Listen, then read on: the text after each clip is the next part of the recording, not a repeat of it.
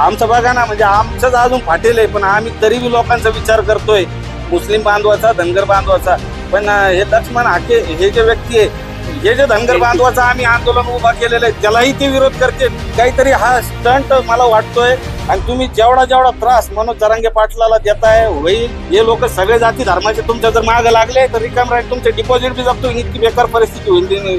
हे 10-5 लोक जे नाही आहे ना, जे युती केलेली हे पक्ष काढू किंवा असं वेगळं आंदोलन करू असं म्हणते जरांगे पाटलांनी. फक्त आम्ही एक विनंती करतो, जसं खासदार केलं तुम्ही निर्णय मागे घेतला तसा घेऊ नका. यांना तुम्ही हे बी सरकार 18 पगड जातीचं आहे म्हणतं, पण विशिष्ट जातीला टार्गेट करण्यासाठी दुसरी जात आपल्या बोकांडी लावून देतं. की मनोज जरांगे पाटील यांनी सांगितलं की मी धनगर आरक्षणाच्या बाजूने म्हणजे आंदोलन करील, मुस्लिम आरक्षण. आमचं बघा ना, म्हणजे आमचंच अजून फाटेल आहे, पण आम्ही तरी लोकांचा विचार करतोय, मुस्लिम बांधवाचा, धनगर बांधवाचा. पण हे लक्ष्मण हाके हे जे व्यक्ती आहे, हे धनगर समाजातून येते माझ्या असं माहिती. म्हणजे त्यांनी हे जे धनगर बांधवाचं आम्ही आंदोलन उभा केलेलं आहे, त्यालाही ते विरोध करते. बऱ्याच धनगर बांधवांनी आम्हाला सांगितलं की हे आमच्या समाजाचे असून हे जे तुम्ही लढा लढतेत आमचा तुम्हाला पाठिंबा आहे, पण हे जे करते याला आमचा विरोध आहे, असं धनगर बांधवांनी आम्हाला सांगितलेलं आहे. म्हणजे बघा तुम्ही, एक काहीतरी हा स्टंट मला वाटतोय. पण मी सरकारला विनंती करतो, तुम्ही जो हा राजकीय स्टंट आम्हाला वाटतोय हे सर्व मराठ्यांच्या लक्षात यायला.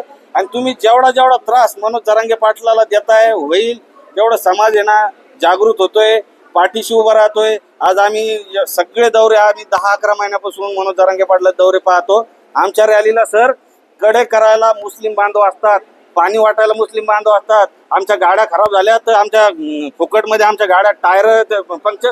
दलित बांधव आमच्या याला येतात, ख्रिश्चन बांधव आले, बंजारा बांधव आले. अहो काय तो एक समाज केला. ग्रामीण भागामध्ये अगोदर इतके वाद होते, पण आज गुन्हे गोविंदांना नांदायला हे यांना बघवलं जायना झालं. या सरकारला सांगतो, हे लोक सगळे जाती धर्माचे तुमच्या जर मागे लागले तर रिकाम राहील, तुमचे डिपॉझिट बी जप्त होईल. इतकी बेकार परिस्थिती होईल.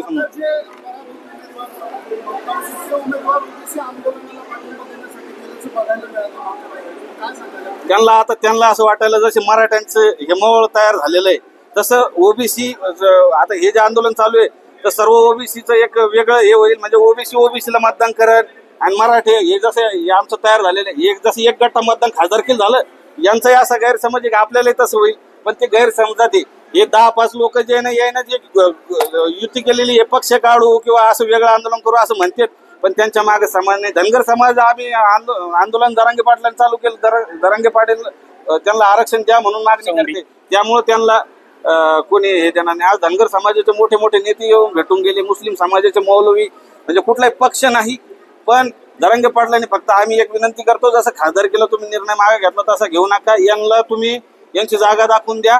आणि मराठ्यांना एक सांगतो, आमदारकीचं इलेक्शन तर आहेच, पण सगळ्या जिल्हा परिषदा, पंचायत समिती, बाजार समित्या, सगळ्या संस्था आणि ग्रामपंचायती या सगळ्या मराठा आणि हे जे 18 पगड जातीचं आपण हे म्हणतो, 18 पगड जातीचं सरकार आणा. हे बी सरकार 18 पगड जातीचं आहे म्हणतं, पण विशिष्ट जातीला टार्गेट करण्यासाठी दुसरी जात आपल्या बोकांडी लावून देतं. आपण तसं नाही करायचं. सगळ्याला घेऊन एक छत्रपती शिवरायांचं जसं स्वराज्य होतं त्या पद्धतीनं सुराज्य आणण्यासाठी मदत करा.